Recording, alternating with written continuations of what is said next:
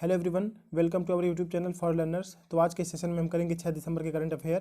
तो चलिए वीडियो को शुरू करते हैं। आज का हमारा पहला क्वेश्चन है, फिट इंडिया मूवमेंट के लिए हाल ही में किसे एम्बेसडर के रूप में नियुक्त किया गया है। तो ये वुशु खेल के कोच हैं, WUSHU। वुशु खेल के ये कोच हैं, वुशु एक खेल होता है। वुशु खेल के कोच कुलदीप हांडू को फिट इंडिया मूवमेंट में ब्रांड एम्बेसडर के रूप में नियुक्त किया गया है। अब कुलदीप हांडू की बात हो रही है, तो कुलदीप हांडू जम्मू एंड कश्मीर के पहले ऐसे व्यक्ति हैं जिनको द्रोणाचार्य पुरस्कार मिला है। पहले ऐसे व्यक्ति हैं, इसलिए इनको याद रखना जरूरी है। और ये जो फिट इंडिया मूवमेंट है, ये किसके तरह चलाया जाता है, किस मिनिस्ट्री की तरह चलाया जाता है? Sports ministry. Sports ministry. और अगर मैं स्पोर्ट्स मिनिस्ट्री की बात करूँ तो इसका पूरा नाम है ministry of sports and youth affairs. Ministry of sports and youth affairs. Ministry of sports and youth affairs इसका नाम है। इसके मंत्री हैं किरण रिजिजू। किरण रिजिजू इसके मंत्री हैं। ये सब चीज़ें आप याद रख सकते हैं। अगला क्वेश्चन ये है, अगला क्वेश्चन है, वालेरी गिस्कार्ड डी एक्सटेंग जिनका हाल ही में निधन हो गया, किस देश के पूर्व राष्ट्रपति थे? तो ये जो राष्ट्रपति थे ये थे फ्रांस के। और ये फेमस क्यों थे? फेमस इसलिए थे क्योंकि इन्होंने फ्रांस को आधुनिक बनाने के क्षेत्र में बहुत ही अच्छा काम करा था। जैसे 21 साल से घटाकर 18 साल एज कर दी वोट डालने की एज। और इन्होंने एक और काम करा था, तलाक को इन्होंने लीगलाइज कर दिया था फ्रांस में। तो ऐसे बहुत सारे काम करे थे। तो ये जाना जरूरी है इन्होंने क्या क्या काम करा था, ये जाना जरूरी है कि ये किस देश के राष्ट्रपति थे पूर्व। ये फ्रांस के राष्ट्रपति थे। और अगर अभी की बात करें तो अभी फ्रांस के राष्ट्रपति कौन है? अभी है इमैनुअल मैक्रान। इमैनुअल मैक्रान अभी वहाँ के राष्ट्रपति हैं। और फ्रांस में इंडियन एम्बेसडर कौन है? भारत के राजदूत वहाँ पे कौन है? जावेद अशरफ। जावेद अशरफ फ्रांस में इंडिया के राजदूत हैं। तो ये सब रही फ्रांस के बारे में बातें। अगला क्वेश्चन ये है, भारत और किस देश ने बौद्धिक संपदा अधिकार के क्षेत्र में परस्पर सहयोग के लिए एक समझौता ज्ञापन पर हस्ताक्षर किए? देखिए, बौद्धिक संपदा क्या होती है? एक तो होती है आपकी प्रॉपर्टी, जैसे आपका घर हो गया, गाड़ी हो गई, पैसा हो गया, और जितने भी ज़मीन हो गए वो सब आपकी हो गई प्रॉपर्टी। अब इंटेलेक्चुअल प्रॉपर्टी क्या होती है? बौद्धिक संपदा को इंग्लिश में बोलते हैं इंटेलेक्चुअल प्रॉपर्टी। इंटेलेक्चुअल प्रॉपर्टी वो होती है, जैसे मान लीजिए मैं वीडियो बना रहा हूँ तो ये मेरी बौद्धिक संपदा है। आप गाने गा रहे हैं, वो आपकी बौद्धिक संपदा है। आप कुछ कविता लिख रहे हैं, कविता गा रहे हैं, तो वो आपकी बौद्धिक संपदा। अगर आप अपने मन से कर रहे हैं, वो अपने खुद के बल पे कर रहे हैं, तो वो आपकी इंटेलेक्चुअल प्रॉपर्टी हो गई। तो बौद्धिक संपदा के क्षेत्र में भारत ने किस देश के साथ करार करा है, मतलब कि एक समझौते ज्ञापन पर हस्ताक्षर किया है? तो ये किया है अमेरिका के साथ।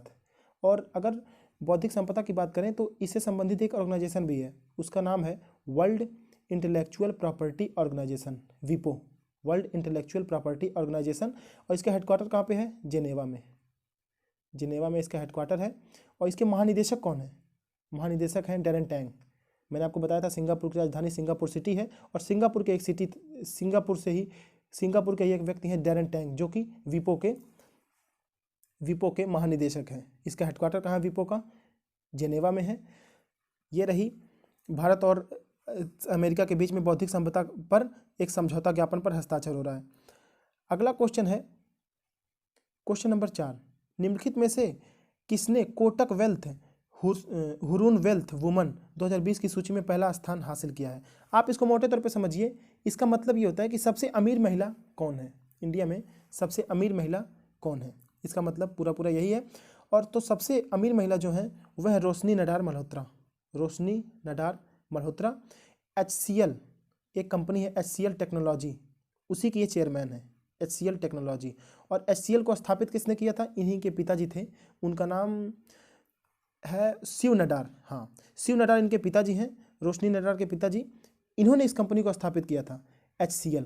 तो इन्हीं की बेटी है रोशनी नाडर मल्होत्रा, जो कि इस समय उसकी CEO है और सबसे अमीर व्यक्ति हैं। तो ये तो रही सबसे अमीर व्यक्ति, इनको तो पिता। और अगर मैं बात करूं सबसे अमीर सेल्फ मेड महिला कौन है? सेल्फ मेड महिला यानी कि जिनको संपत्ति विरासत में नहीं मिली, जिन्होंने खुद से अपना काम करा है और खुद से बनाया है, तो ये है बायोकॉन कंपनी की मालिक। बायोकॉन कंपनी की मालिकिन इनको बोलेंगे, लेडीज है तो मालिकिन बोलेंगे। इनका नाम है किरण मजूमदार शाह। और अगर ये दूसरे, यहाँ सब में दूसरे पे हैं, लेकिन अगर हम बात करें सबसे अमीर सेल्फ मेड महिला तो वो है किरण मजूमदार शाह। और इनकी अगर बात करें तो इनकी जो संपत्ति है वो कितनी है? वो है 54,850 करोड़। रोशनी नडार मल्होत्रा की। और अगर किरण मजूमदार शाह की बात करें तो इनकी संपत्ति है 36,600 करोड़। 36,600 करोड़ बहुत ही अधिक संपत्ति होती है। इन्होंने अपने मन से बनाया इतनी संपत्ति, इनको विरासत में नहीं मिली कि इनके पिताजी ने इनको दिया। रोशनी नडार मल्होत्रा के पिताजी ने कंपनी स्थापित करी HCL टेक्नोलॉजी की चेयरमैन ये बनी है, तो इनको विरासत में मिली। लेकिन किरण मजूमदार जो है इनको विरासत में नहीं मिली, इन्होंने खुद से अपनी कंपनी खड़ी करी, बायोकॉन कंपनी खड़ी करी, जिसकी संपत्ति हो चुकी है अब 36,600 करोड़ रुपए। अगला क्वेश्चन क्या है, फ्रैंक कार्नी जिनका हाल ही में निधन हो गया, ये किस कंपनी के सह संस्थापक थे? फ्रैंक कार्नी, आपने वो चीज़ खाया होगा पिज्ज़ा खाया होगा, जैसे इटली हो गया, पिज्ज़ा हो गया, बर्गर हो गया, ये सब चीज़ें इटली से आती हैं, ये सब चीज़ें इटली के भोजन है ये, जैसे पिज्ज़ा हो गया, ये सब हो गया। तो ये सह संस्थापक थे, इन्होंने अपने भाई के साथ फ्रैंक कार्नी ने शुरू करा था पिज्ज़ा हट कंपनी। तो पिज्ज़ा हट के सह संस्थापक कौन है? फ्रैंक कार्नी, जिनका अभी हाल ही में निधन हो गया। तो ऑप्शन क्या हो जाएगा? पिज्ज़ा हट। इनकी मृत्यु हो गई है निमोनिया से, फ्रैंक कार्नी की, 82 साल के थे ये। इतनी सब चीज़ें आप जान सकते हैं। अगला क्वेश्चन ये है, question number 6, Ericsson mobility report 2020 के अनुसार भारत में किस वर्ष तक करीब 350 मिलियन 5G कनेक्शन होने की उम्मीद है? यानी कहने का मतलब ये है कि किस वर्ष तक 350 मिलियन मीन्स 35 करोड़ लोग 5G से कनेक्ट हो जाएंगे, 5G से कनेक्ट हो जाएंगे। एरिक्सन की बात करें तो एरिक्सन स्वीडन की कंपनी है, स्वीडन की कंपनी एरिक्सन है, और इसने एक रिपोर्ट जारी करा है, mobility report, Ericsson mobility report. इसके अनुसार भारत में 2026 तक 35 करोड़ जनसंख्या, यानी कि 350 मिलियन जनसंख्या जो है 5G से भारत की 350 मिलियन जनसंख्या कनेक्ट करेगी 2026 तक। यानी कि अगर मैं बात करूं तो ये जो 35 करोड़ जनसंख्या है ये कितनी परसेंट है? 27%। आई थिंक 27% के लगभग भारत की जनसंख्या जो है 2026 तक 5G से कनेक्ट कर लेगी। तो ऑप्शन क्या हो जाएगा? Option B, 2026। अगला क्वेश्चन ये है, किस कंपनी ने MSMES के तत्काल डिजिटल ऋण प्रदान करने के लिए सूर्योदय लघु वित्त बैंक के साथ भागीदारी करी है? तो देखिए, सूर्योदय लघु वित्त बैंक के साथ जो साझेदारी करी है वो करी है पेटीएम ने। पेटीएम के फाउंडर कौन है? विजय शेखर शर्मा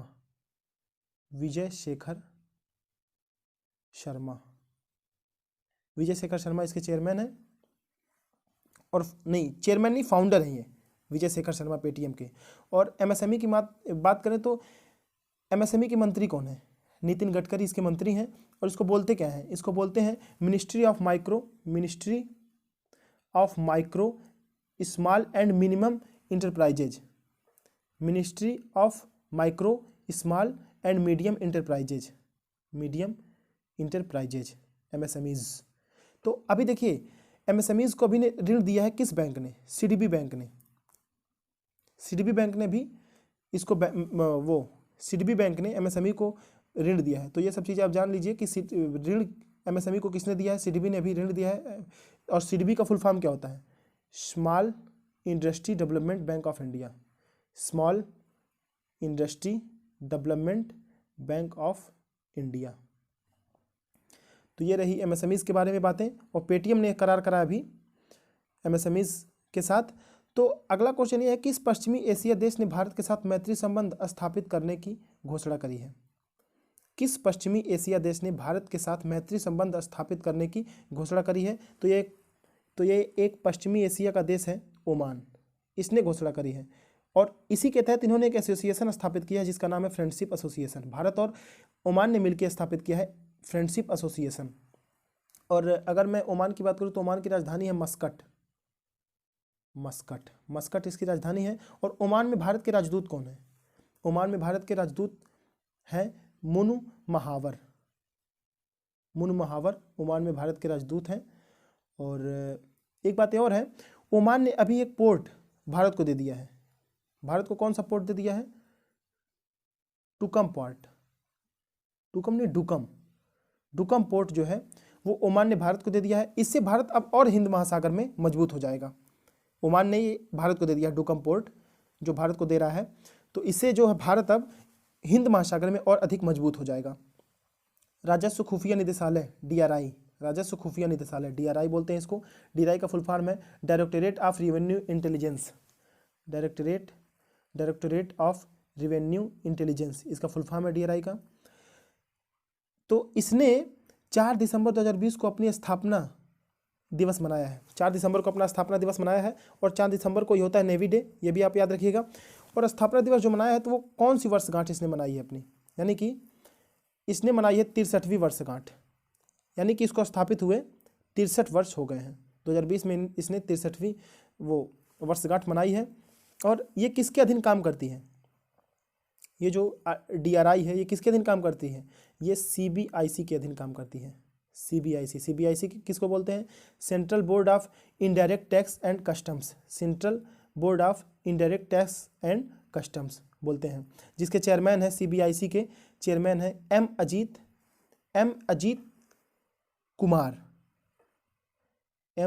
कुमार इसके चेयरमैन हैं CBIC के। तो इतनी चीज़ें आप जान सकते हैं। अगला क्वेश्चन ये है, नाबार्ड के कर्नाटक क्षेत्रीय कार्यालय और किस बैंक ने वाटरशेड विकास के लाभार्थियों को रियायती पुनर्वित्त सुविधा का विस्तार करने के लिए एक समझौता ज्ञापन पर हस्ताक्षर किया है। तो ये किसने करा है, ये करा है स्टेट बैंक ऑफ इंडिया ने, भारतीय स्टेट बैंक ने, ऑप्शन बी। और भारतीय स्टेट बैंक की अगर मैं बात करूं तो इसके जो इस समय चेयरमैन है वो कौन है, दिनेश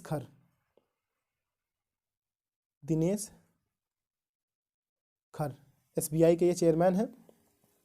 नाबार्ड मैंने आपको बताया था पिछले वीडियो में, मैंने आपको नाबार्ड की चर्चा की थी। नाबार्ड का हेडक्वार्टर कहाँ पे है, नाबार्ड का हेडक्वार्टर है मुंबई में इसका हेडक्वार्टर है। और ये गठन कब हुआ था नाबार्ड गठन हुआ था 12 जुलाई 1982 को ये गठित हुआ था नाबार्ड। और नाबार्ड का फुल फॉर्म क्या है, ये तो हिंदी में लिखा हुआ है नाबार्ड को ऐसे लिखते हैं NABARD। तो नाबार्ड का फुल फॉर्म क्या है, national bank for agriculture and rural development, national bank for agriculture and rural development इसका फुल फॉर्म है। और इसके चेयरमैन है चिंतला गोविंदा रजुलू,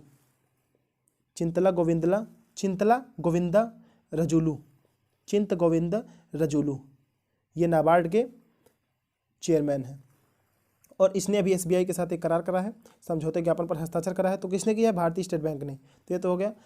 अगला क्वेश्चन ये है, उपराष्ट्रपति M वेंकैया नायडू ने पूर्व प्रधानमंत्री इंद्र कुमार गुजराल की जयंती पर डाक टिकट जारी किया है, यानी कि I.K. गुजराल मीन्स इंद्र कुमार गुजराल। तो ये भारत के चौथे प्रधानमंत्री थे, यानी कौन से प्रधानमंत्री थे, किस नंबर के, तो ये थे 12वें प्रधानमंत्री। और आपको बता दूं बहुत ही कम समय के लिए प्रधानमंत्री थे, आई थिंक 11 महीने के लिए प्रधानमंत्री थे। कब से कब तक थे, किस सन में थे, ये थे 1997 में। अगर आप एग्जैक्ट मंथ जानना चाहते हैं तो अप्रैल 1997 से मार्च 1998 तक ये प्रधानमंत्री थे। उसमें क्या होता था, गठबंधन की सरकार चलती थी बहुत ज़्यादा, तो टूटती रहती थी, सरकार बनती रहती थी। तो ये 11 महीने के लिए भारत के प्रधानमंत्री थे। तो ये कौन थे, किस नंबर के प्रधानमंत्री थे, ये भारत के 12वें प्रधानमंत्री के रूप में इन्होंने शपथ ली थी। अगला क्वेश्चन ये, केंद्रीय मंत्री नितिन गडकरी जो MSME के मंत्री भी हैं, ने हाल ही में किस राज्य में 4127 करोड़ रुपए की 15 राष्ट्रीय राजमार्ग परियोजनाओं का उद्घाटन किया है। तो ये इन्होंने करा है नागालैंड में। नागालैंड की बात करें तो नागालैंड के जो CM है वो कौन है, निफ्यू रियो यहाँ के CM हैं, चीफ मिनिस्टर हैं। और नागालैंड ने अभी 1 दिसंबर को अपना स्थापना दिवस मनाया था। तो ये इसका स्थापना दिवस कौन सा स्थापना दिवस था, ये 58वां स्थापना दिवस था। 1 दिसंबर को इसने मनाया था, 1 दिसंबर 2020 को इसका स्थापना दिवस था। तो वो कौन सा था, वो 58वां 58th इसका स्टेटहुड डे था। तो इतनी सब चीज़ें हैं नागालैंड के बारे में। अगला क्वेश्चन ये है, दुनिया का सबसे तन्हा हाथी कावन को पाकिस्तान से शिफ्ट करके किस जेल में भेजा गया। देखिए कावन हाथी, इसका फेसबुक पे वीडियो, यूट्यूब पे भी वीडियो बहुत ज़्यादा वायरल हुआ था, हर जगह इसका वीडियो वायरल हुआ था। तो कावन हाथी ये कहाँ का है, ये इस्लामाबाद चिड़ियाघर में था, पाकिस्तान के इस्लामाबाद चिड़ियाघर में। तो ये अभी जो बहुत तना रहता था, खाना नहीं खाता था, ऐसी चीज़ें, मतलब देखने पे बहुत ही उदास लगता था। तो बहुत ही लोगों को दया आती थी। तो इसका ना वीडियो वायरल हो गया, यूट्यूब पे भी वायरल हुआ, हर जगह वायरल हुआ था, अभी जल्दी वायरल हुआ था। तो इसको कहाँ शिफ्ट कर दिया गया है, इसको शिफ्ट कर दिया गया है कंबोडिया में इसको शिफ्ट कर दिया है। कंबोडिया की मुद्रा क्या है? कंबोडिया की मुद्रा है रियल, RIEL, रियल। और अगर मैं कंबोडिया की बात करूँ तो एक मंदिर यहाँ पे बहुत ही फेमस मंदिर है, अंकोर वाट मंदिर। अंकोर वाट मंदिर, अगर कोई पूछे अंकोर वाट मंदिर कहाँ पे है तो ये कंबोडिया में है। तो इस्लामाबाद में जो है, इस्लामाबाद में ये था, तो अब इसको शिफ्ट कर दिया गया। सबसे दुनिया का सबसे तनहा हाथी ये माना जाता है, और हाथियों के लिए सबसे बड़ा पुनर्वास केंद्र, दुनिया का सबसे बड़ा पुनर्वास केंद्र कहाँ पे है? वो है भारत में। अगर मैं बात करूँ भारत में कहाँ पे है, तो भारत में कोट्टूर में, भारत के कोट्टूर में। कोट्टूर कहाँ पे है? कोट्टूर केरल में है। तो कहने का मतलब यह है कि दुनिया का सबसे बड़ा पुनर्वास केंद्र, सबसे बड़ा और सबसे पहला भी है, ये भी आप याद रखिएगा, सबसे बड़ा और सबसे पहला भी है। सबसे बड़ा और सबसे पहला पुनर्वास केंद्र हाथी का कहाँ पे? ये कोट्टूर केरल में है, जो कि भारत में है। और हाथी का पहला अस्पताल कहाँ बना है? ये बना है यूपी में, यूपी में। अगर मैं बात करूँ, आप एग्जैक्ट लोकेशन जानना चाहते हैं कहाँ पे, किस जिले में, तो ये मथुरा जिले में बना है, मथुरा जिले में ये बना है। और हाथी देखिए 2-3 राज्यों का स्टेटहुड एनिमल भी है। किस किस राज्यों का है? ये झारखंड का, केरल का और कर्नाटक का, कर्नाटक। तो ये तीनों राज्यों का ये स्टेट एनिमल है हाथी, झारखंड, केरल और कर्नाटक। और अभी हो रही थी पाकिस्तान की बात, इस्लामाबाद की बात, तो पाकिस्तान में 1300 साल पुराना एक मंदिर मिला है, विष्णु जी का एक मंदिर मिला है 1300 साल पुराना। ये किस डिस्ट्रिक्ट में मिला है? Swat district, SWAT, Swat district में ये मिला है। और इतनी सब चीज़ें हैं। और पाकिस्तान के एक अंपायर है एहसान रजा। एहसान रजा क्यों न्यूज में थे? क्योंकि एहसान रजा दुनिया के पहले ऐसे एम्पायर बन गए हैं जिन्होंने 50 T20 में, अंतर्राष्ट्रीय खेलों में 50 T20 में अंपायरिंग करी है, यानी कि ऑफिशिएट करा है इन्होंने। पुरुषों के मैच में, पुरुषों के 50 T20 मैच में इन्होंने ऑफिशिएट करा है, अंपायरिंग करी है, तो इसलिए ये न्यूज में आए एहसान रजा। तो ये सब चीज़ें हैं पाकिस्तान के बारे में, आप याद रख सकते हैं। और बस अगला क्वेश्चन ये है, नेपाल की राजधानी काठमांडू में सार्क का वो हेडक्वार्टर भी है, ये भी आप याद रखिएगा, SAARC। तो क्वेश्चन क्या कह रहा है? क्वेश्चन ये कह रहा है, नेपाल की राजधानी काठमांडू में अपना प्रतिनिधि कार्यालय खोलने वाला भारत का पहला निजी बैंक कौन बन गया है? तो ये इसने खोला है ICICI बैंक ने। तो ऑप्शन क्या हो जाएगा? Option A ICICI bank. और सार्क का हेडक्वार्टर भी वहीं पे है, कहाँ पे? काठमांडू में। और इसके चेयरमैन कौन है सार्क के? अगर मैं बात करूँ सार्क के चेयरमैन कौन है, तो ये है एसाला वीराकुन, एसाला वीराकुन। और अगर मैं बात करूँ एसाला वीराकुन किस देश के हैं, तो यह है श्रीलंका के। श्रीलंका के एक व्यक्ति हैं एसाला वीराकुन, जो कि सार्क के चेयरमैन हैं। अगला क्वेश्चन है क्वेश्चन नंबर 15, ज्वालामुखी माउंट सेमरू जो हाल ही में फटा था, किस देश में स्थित है? तो ये जो स्थित है ये है इंडोनेशिया में। इंडोनेशिया की बात हम कर रहे हैं, तो इंडोनेशिया में भारत के राजदूत कौन है? भारत के राजदूत हैं मनोज कुमार भारती, मनोज कुमार भारती यहाँ पे इंडिया के राजदूत हैं। और बात हो रही है इंडोनेशिया की, तो इंडोनेशिया के राष्ट्रपति कौन है? जोको विडोडो, जोको विडोडो यहाँ के राष्ट्रपति हैं। और इंडोनेशिया में 2-3 ज्वालामुखी और हैं जो बहुत ही एक्टिव रहती हैं, जिनके बारे में एग्जाम में पूछा जाता है बहुत ज़्यादा। तो ये जो ज्वालामुखी हैं, एक तो है अगंग, और एक है मेरापी। मेरापी बहुत ही एग्जाम में पूछे थे, मेरापी ज्वालामुखी कहाँ की है, अगंग ज्वालामुखी कहाँ की है। और ये जो अभी हाल ही में जो ज्वालामुखी फटा है माउंट सेमरू, ये भी तीनों इंडोनेशिया की हैं। तो ये सब चीज़ें आप याद रख सकते हैं। और इंडोनेशिया के साथ भारत एक युद्धाभ्यास भी करता है। उस युद्धाभ्यास का नाम क्या है? समुद्र शक्ति। समुद्र शक्ति युद्धाभ्यास किसके किसके बीच में होता है? ये होता है भारत और इंडोनेशिया के बीच में। इसको आप मित्र शक्ति से कन्फ्यूज मत कर लेना। मित्र शक्ति जो है वो श्रीलंका और इंडिया के बीच में होता है युद्धाभ्यास।